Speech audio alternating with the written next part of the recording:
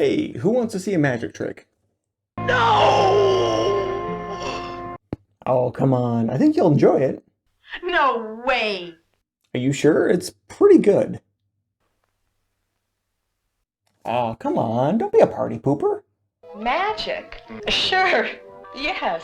Okay, yeah, there we go. Sorry, guys, but her yes outweighs your nose. All right. See, nothing about the sleeves here, nothing in the hands. Okay, now I need complete silence for this trick to work.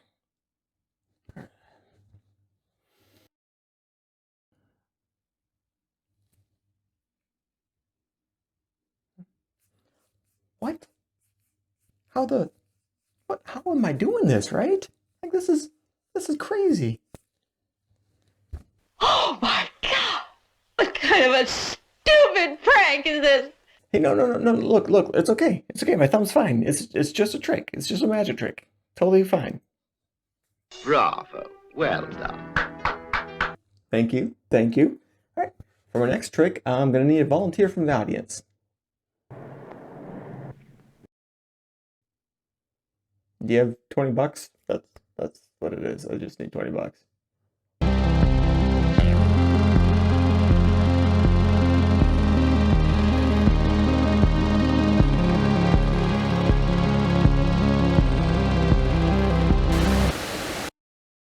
What is going on, everyone? How we doing today? Welcome back to the channel. If you're new here, on this channel I do movie reviews for horror movies that came out in the 70s, 80s, and 90s. Mostly because I think that's when the best horror movies came out. If that sounds like something you think you'd enjoy, hit that subscribe button. Also click the bell icon, that way you'll be notified when I upload a new video. And also, if you think this is good, why don't you hit that like button as well? Okay, alright. One more week in the books and 1 week closer to Halloween, which is great. But we must also remember that it's not just the destination that matters, but the journey to get there. Which means, enjoy the next couple of weeks.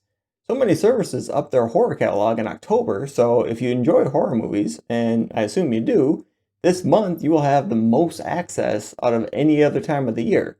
So enjoy! Now, today I'm going to tackle an anthology. I haven't done one of those yet, so let's see how this goes. Today we have The House of the Dead. No, not that House of the Dead. This is The House of the Dead. It came out in 1978 and runs for 1 hour and 20 minutes. It was written by David O'Malley. He also wrote Fatal Instinct and The Boogans, amongst others. It was directed by Sharon Miller. She also directed Cagney and Lacey and This Is the Life. The House of the Dead is about a guy named Talmadge, who is visiting from out of town. His cab drops him off on the wrong street, and a rainstorm forces him to take shelter inside of a mortuary, where the mortician shares the stories of how his clients ended up there. We start off by seeing these two in bed. We have Mary, played by Leslie Paxton, and Talmadge, played by John Erickson. He was in The Money Jungle and The Dirty Half Dozen. Here we find out that sometimes I feel sorry for your wife. uh-oh, it usually doesn't work out too well for cheaters in these kinds of movies. He says he should go, and she asks him to stay since her man won't be back for another 2 hours. Oh, okay, so they're both sinners then. She calls him a cab, and it ends up dropping him off on the wrong street during a rainstorm. He tries to get directions from this guy, and then we get some music, which is alright.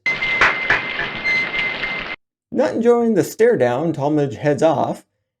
He tries finding shelter from the rain, but nothing is open, so he ends up standing next to a door, and just when he's about to doze off, we meet this guy, played by Ivor Francis. He was in Room 222 and Superdad. He invites Talmadge inside to get out of the rain and dry off. I will say that I do like the red light here. Also, the same goes for this shot. Just having that sliver of red light coming from the stairwell and everything else being in shadows, it looks really cool. They talk about how the rain makes everything look different, and then we find out that Talmadge is in town for a plumbers convention. When asked what he was doing tonight, he says he was visiting a friend, to which he smugly responds, "A friend, eh? We all need friends now, don't we?" He then offers him coffee and throws down some more judgment. Grown men shouldn't be out walking around in the rain.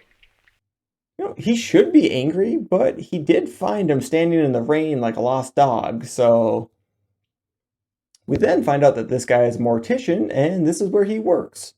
He explains that he gets some of the more unusual cases and Grotesque, actually. he tells Talmadge he wants to show him something, and when Talmadge says that he better get back to his hotel, he patronizes him by saying, Meeting another friend, perhaps? You must have a business meeting. 1001 leaks you should know. This guy really likes throwing down life lessons from up high on his cloud of judgment. He guilts Talmadge into going and looking at the caskets, and we get some music that reminds me of the original Dragon Warrior game.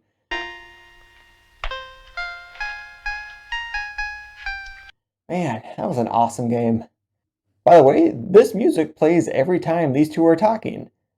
And as he opens the casket, we transition to our first story. Here we meet Miss Sibler. She was also in Nightwing. Miss Sibler is a school teacher and... Hi, Miss Sibler. Isn't she sweet? Little brat. I might have just found my soulmate. When she goes to leave, there are a couple of kids sitting on her hood, and she politely asks them to get off. That's exactly what I would have done. And she adds in, Get away from my car! I've actually yelled that at kids too. When she gets home, some kids have left a baseball bat in her yard, and she nicely gives it back. Damn kids! Disgusting little litterbugs! I think I'm hearing wedding bells. I mean, I can just picture it. When kids are playing in our lawn, I can yell at them to get off of my damn lawn. And when they hit their balls onto our lawn, I can yell at them that I'm keeping it now. Then she can throw back their bats and really get them confused as to why we keep the balls but give back the bats. Psst, it's just to mess with their heads. She goes inside, turns on the radio to some pretty sweet music, and starts to make dinner. As she's doing so, she hears a thud at the front door, and when she goes to check it out, nobody's there. They do have a cool shot here, but they double it up with some ill-placed music. She goes back inside and finishes up with her dinner prep when she realizes that the radio has been turned off. She decides that it must just be her imagination and decides to go take a shower. She brings the radio with her, and while she's showering, we end up seeing a shadow outside the shower. When she opens up the curtain, there's nobody there. And they play some decent music here. Kind of makes me think of someone who's having like a mental breakdown. She realizes that the radio has been turned off again, and just then she hears another noise, and when she goes to look, her door is wide open. She shuts it and goes upstairs, but now the bathtub is running. She goes downstairs to make sure other doors are locked, and then she sees this. She grabs a knife and goes to lock other windows, and when she checks another room, she sees that her telephone cord has been cut. Okay, for those of you that are younger, phones used to have to be plugged into the wall for you to make a call. I mean, just think of it like your phone is dead and you need to plug it into the charger so you can post your Instagram story. Next is a pretty funny reaction shot when she realizes that she forgot her knife in the kitchen. I think it's pretty spot on. When she goes to get it, it's gone, and then someone starts to come in the house in a nicely shot sequence that does a good job of building tension. Then we see that it's Children! She gets mad at them for pulling a stupid prank. Then more kids walk in, and we get some seriously weird noises from them.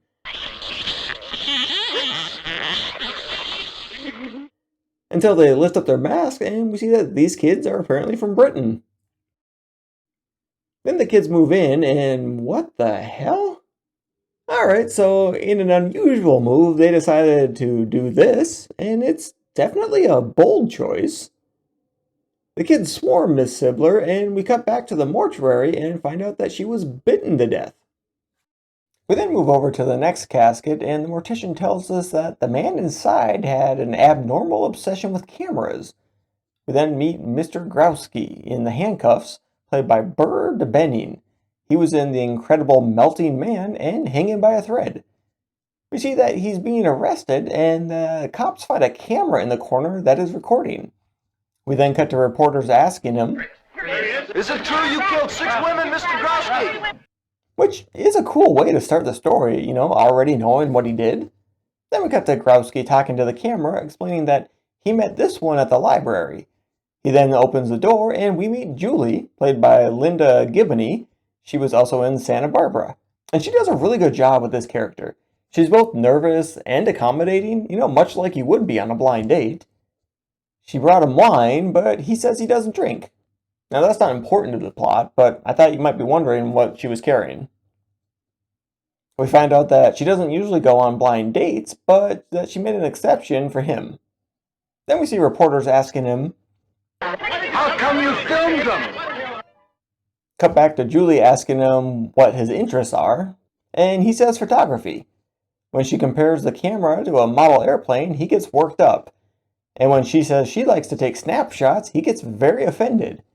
And as she's apologizing, he says that I also study magic. He then offers to do a trick for her, but to do it, he will need a silk stocking. She says she only has the one she's wearing, and he talks her into letting him use them because she'll really like this trick. Anyone have a guess on what's going to happen here? He says it's a disappearing trick and that she needs to close her eyes. Then he strangles her. And it makes it even worse because she's so likable, and it's creepy that they both are staring at the camera as it's happening. This was very well done too, because you could guess what he was going to do with the stocking as soon as he asked for it. And you could tell she didn't want to give him her stockings, but she was being nice, so she did. It has a good uneasy feeling. Afterwards, he says, Your life is gone. It's disappeared. Ta-da! We then cut to his next date with Carol, and she's not in the credits. Couldn't tell you her name. He explains that she's a secretary, then we cut to the reporters again. Cut back to Growski explaining to her that he's into photography, and when she goes to look at the camera, she can tell it's running. He says that it's not, but she's not buying it, and when she starts telling him what a creep he is, he strangles her with the phone cord. Then we see him talking to the camera again, and it's here that you realize that DeBenning does a great job with this character. Creepy, but totally believable. He's explaining that it's been 3 days since the last one, but he's found another one, a high society type. He also says that he only has about 100 feet of film left, so he'll have to work fast. Cut to her rejecting him and trying to call a cab. He asks her not to call a cab, but when she does anyways, he grabs what appears to be a letter opener and stabs her. We then see him in the crowd of reporters again before cutting back to the mortuary. The mortician tells us that he received the death penalty. When Talmadge asks him how he knows all the details of these people, he says that it's his job to know his clients. He moves over to the next casket, which has one of his favorites in it. Then we get to this crime scene, and in the chair we meet Detective Tolliver, played by Charles Aidman. And he was in quite a number of things. He has 182 acting credits on his IMDb. We see him investigating the crime scene and picking up clues, until ultimately he explains that this wasn't a suicide, it was a murder.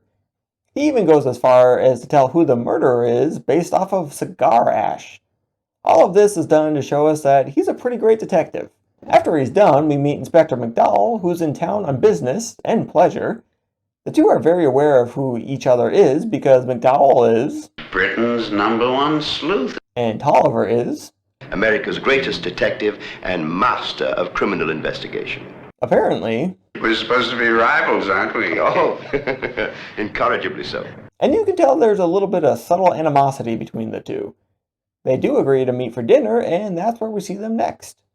McDowell uses his skills to identify what wine they are drinking. Here they also take a couple more jabs at each other before a note for Tolliver is brought over. It's written in serial killer fashion, and it tells him that in 3 days, someone he knows will die a horrible death unless he solves it. We see him identifying the glue and paper type before McDowell asks if he can tag along for the investigation, and Tolliver agrees. We then see Tolliver identifying what newspapers were used to make the letter. We then cut to Tolliver working in his lab and find out that he hasn't found out anything useful yet. McDowell talks down to him and says, No convenient cigar ash or burnt rope's end. and we see that Tolliver is getting irritated and that McDowell is very happy about that. We cut to McDowell showing up at Tolliver's house, and once inside, we see a lot of red. I wonder if they did this because they both deal in murder. Tolliver proceeds to explain that he figured out the case. He now knows that the person who's going to die is him, and the person who is going to kill him is McDowell. McDowell applauds him and then shoots him. Tolliver then tells McDowell that he actually figured out the case 2 days ago, before opening up a music box which triggers a blade to stab through the chair and McDowell as well. That's a pretty sweet setup. Turns out Tolliver was wearing a bulletproof vest, so he's fine. Then he takes McDowell's briefcase, and when he opens it up, he finds out that McDowell had a contingency plan. So he's dead.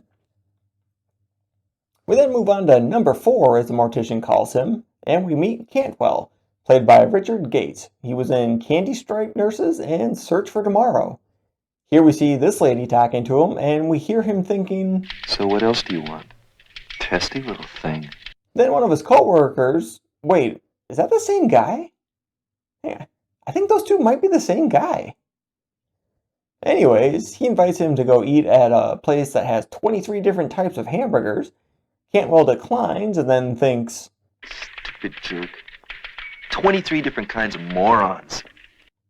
After stopping to get a newspaper, he's walking along when this homeless guy asks him for help, and he replies back, Hey, look, I don't have any change. Why don't you get a job? Creep. He then ducks into an empty building, and when he tries to leave, the doors are locked. He goes looking for other people when he sees this elevator shaft with a bunch of garbage on the bottom. When he leans over to look further, he falls in and cuts his forehead.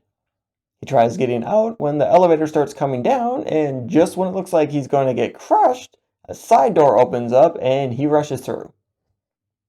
He sees a sign for the exit and takes it, only it just leads to another room that gets sealed off. As he's waiting, a wall opens up and we see another wall with spikes in it, and I think it looks really cool the way they lit this up initially. It starts moving towards him, and right when it starts to poke him, it stops. It holds for a beat, and then it backs up again. Then cut to Cantwell sitting on the floor talking to himself when a wall cracks open and a bottle of wine rolls in. He looks at it for a while, then decides to drink it. We then see that he has drunk a lot of wine, and after he uses another bottle for a pillow, he gets set free. Now if you check out his stubble, I'm guessing he hasn't been inside there for too long. Maybe a week at most, but he acts like he's been in there for a really long time, months at least. And as he's shambling around, I thought he would go straight home, but instead he asks this guy for help, to which he responds, Told you I couldn't help. Why don't you get a job? Oh, snap! That's what he told the other guy that asked him for help in the beginning of his story. Then that other guy walks into the same building that he did, and he says, No! So this one's really more of a story about you should be nice to people or you'll get turned into a wino. We cut back to the mortuary, and we find out that Cantwell died a year after his story from a rotted liver. The mortician explains to Talmadge the personal flaws that led each person to be in their caskets. He then shows him the last one, who is there because of infidelity. But when he opens it up, the casket is empty.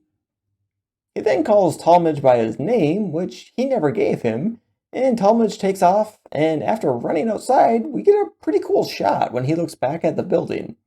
It's short but sweet. He then runs away, and when he stops, he hears footsteps behind him.